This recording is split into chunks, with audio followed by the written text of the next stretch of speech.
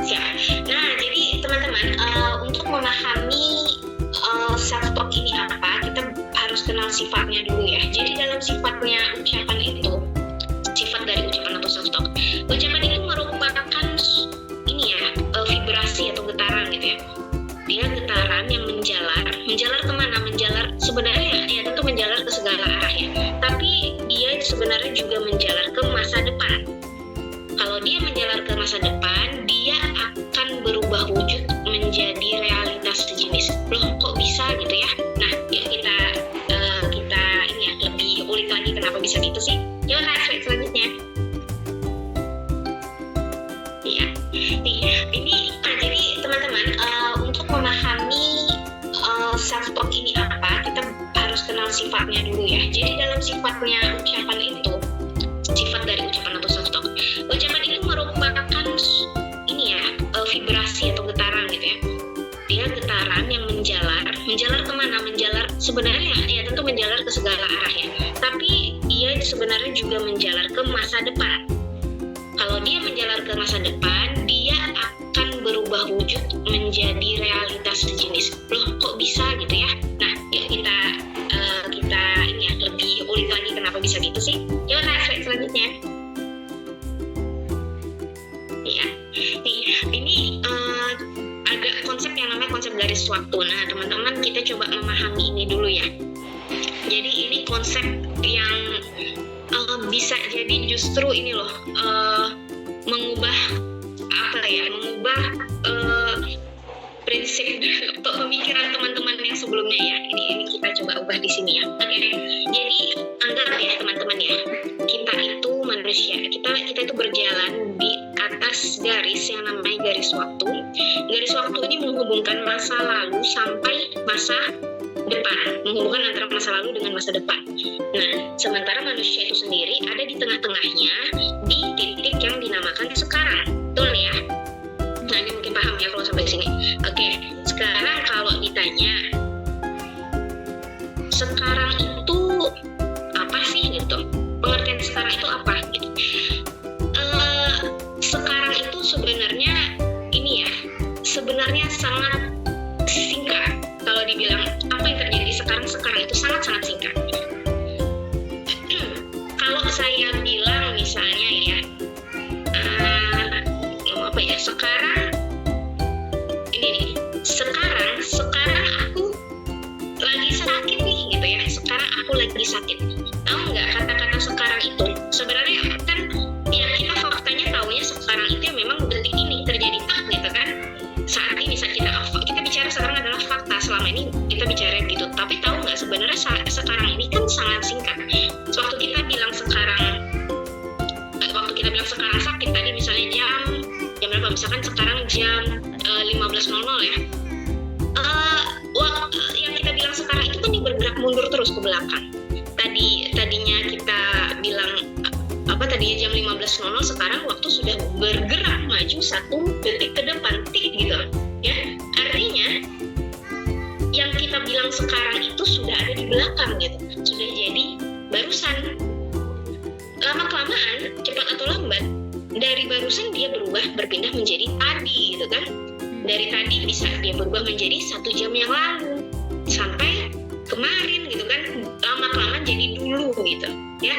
Nah, jadi ini menandakan bahwa sebenarnya kata sekarang itu adalah kata yang relatif, yang sebenarnya sangat sebentar banget itu waktunya, dan cepat sekali menjadi masa lalu. Oke? Nah, sekarang ini juga bisa dipandang dari sisi selanjutnya. 1 detik ke depan, waktu kita melewatinya gitu kan, itu juga sudah jadi sekarang. Betul?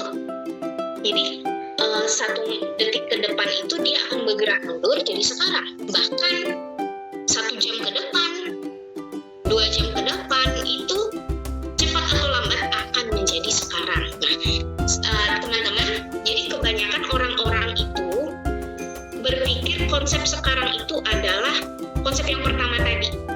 Dia punya pengalaman di masa lalu, misalnya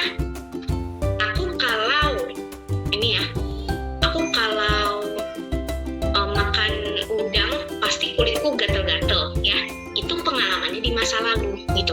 Tapi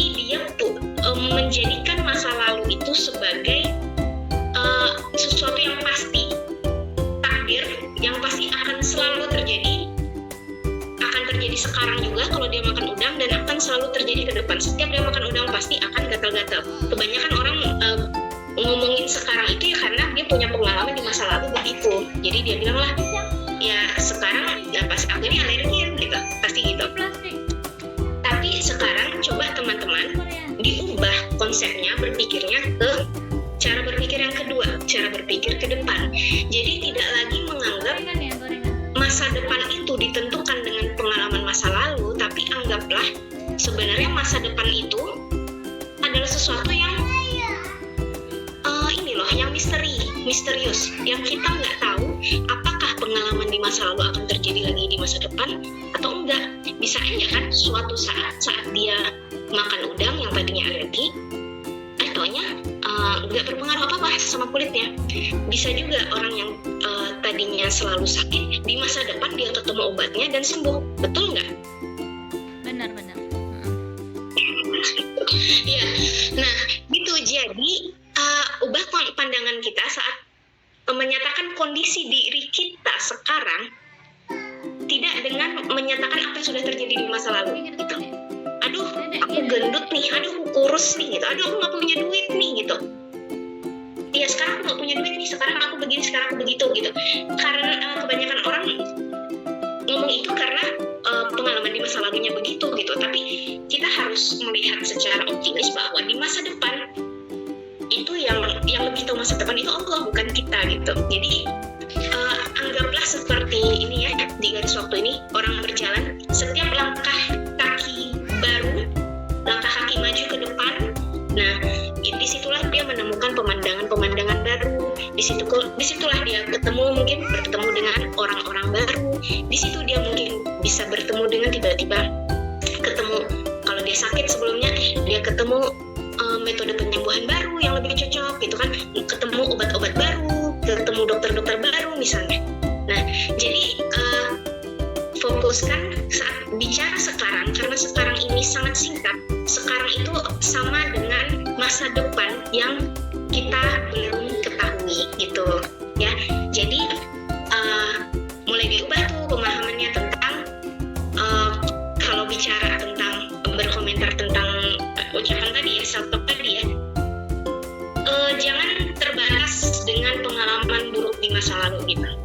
Lihatlah bahwa sebenarnya di masa depan masih banyak kemungkinan baik yang bisa terjadi loh sama kehidupan kita gitu. Nah, terus kenapa ya tadi self talk dikatakan berupa getaran yang dia itu menjalar ke masa depan ya. Jadi saat kita berbicara ada terjadi getaran yang menuju ke masa depan, dan dia sebenarnya akan membuat kita menemukan realita yang sejenis dengan apa yang kita ucapkan. Nah, ini bisa kita lihat dari dari eksperimen Garputala di halaman selanjutnya, teman-teman. Jadi ada sebuah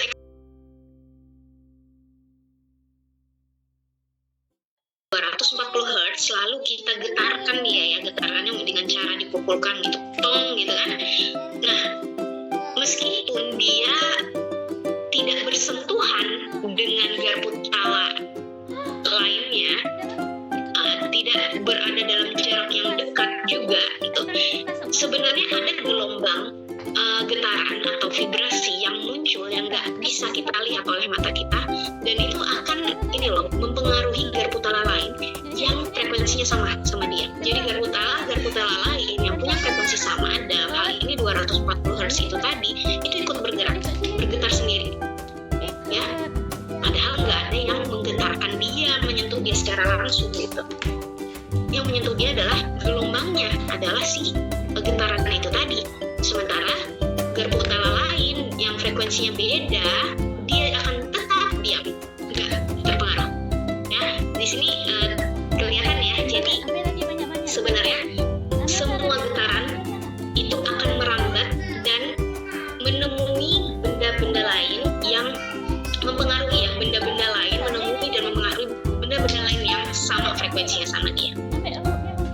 Jadi dari sinilah ada istilah ini ya, kita itu akan ketemu sama orang-orang yang sefrekuensi. Nah, dari sana gitu. Jadi sama orang yang nggak sefrekuensi, nggak nyambung gitu, tapi kita akan nyambung dengan orang-orang yang sefrekuensi, bisa dibilang dari situ. Nah, itu juga yang terjadi sama yang namanya ucapan ya. Ibarat ini ya, badan kita ini kan sebenarnya terdiri dari atom. Dalam atom-atom itu, di dalam atom ada proton dan neutron ya sebagai inti atom, dan dia diam. Tapi juga ada loh yang selalu bergerak, yaitu elektron ya. Elektron ini bergerak mengelilingi inti atom, dan dengan gerakannya itu sebenarnya ada vibrasi yang muncul keluar, ada vibrasi getaran-getaran yang muncul keluar ya. Dari situlah vibrasi itu akan mengenai segala hal, segala benda, segala kejadian yang satu frekuensi dengannya ya, termasuk ucapan kita ya. Ucapan kita itu juga ada getarannya, jelas ada getarannya. Dia akan berjalan ke depan, ke masa depan, dan mengenai segala hal, segala kejadian, bertemu dengan segala orang gitu kan, yang memang satu frekuensi dengan si getaran itu tadi, si ucapan itu tadi.